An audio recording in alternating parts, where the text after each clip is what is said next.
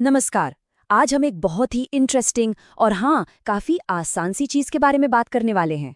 बोयंट force, या जिसे हम उत्प्लावन बल कहते हैं। पता है, ये एक ऐसी छुपी हुई ताकत है जिसे हम रोज देखते हैं पर शायद कभी गौर नहीं करते।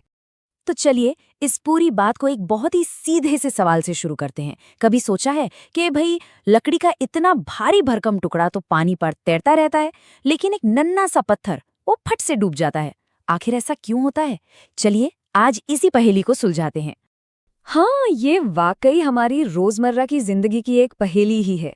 कोई भी चीज पानी में डालो तो या तो वो डूब जाती है या तैरने लगती है। पर सवाल ये है कि ऐसा होता क्यों है? क्या पानी भी कोई जोर लगाता है? चलो पता करते हैं। तो इसका सबसे पहला क्लू, सबसे पहला सुराग ये है कि पानी बस चुपचाप बैठा नहीं रहता। जी नहीं, जब कोई भी चीज पानी में जाती है ना, तो पानी पलटकर उस पर एक धक्का लगाता है। और किधर? ऊपर की तरफ। और पानी के इसी अदृश्य ऊपर की ओर लगने वाले धक्के का एक साइंटिफिक नाम भी है। इसी को कहते हैं उत्प्लावन बल या बोयंट फोर्स। और इसकी परिभाषा बहुत ही सीधी सादी है। जब भी कोई चीज किसी लिक्विड मतलब द्रव में डुबोई जाती है, तो वो लिक्विड उस चीज पर ऊपर की तरफ एक फोर्स लगाता है। बस इसी फोर्स को हम कहते हैं उत्प्लावन बल। और एक चीज गांठ बांध लीजिए, ये फोर्स हमेशा हमेशा ऊपर की तरफ ही काम करता है। चलिए इसको एक बहुत सिंपल से एग्जाम्पल से समझते हैं। सोचिए एक प्लास्टिक की गेंद को आप पानी में जोर से दबाते हैं और जैसे ही छोड़ते हैं वो फुर्र से ऊपर आ जाती है ना? लेकिन वही एक लोहे की कील को पानी में डालिए, वो तो सीधे नीचे चली जाती है।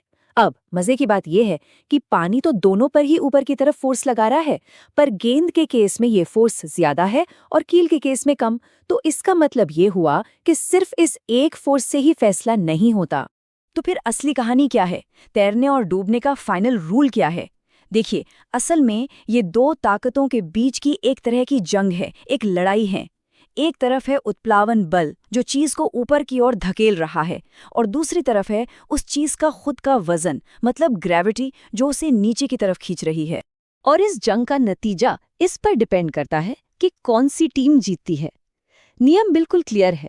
अगर ऊपर धकेलने वाला बल यानी उत्प्लावन बल नीचे खींचने वाले वजन से ज्यादा है तो चीज तैरेगी, और अगर वजन ज्यादा भारी पड़ गया तो चीज डूब जाएगी। बस इतना सिंपल है।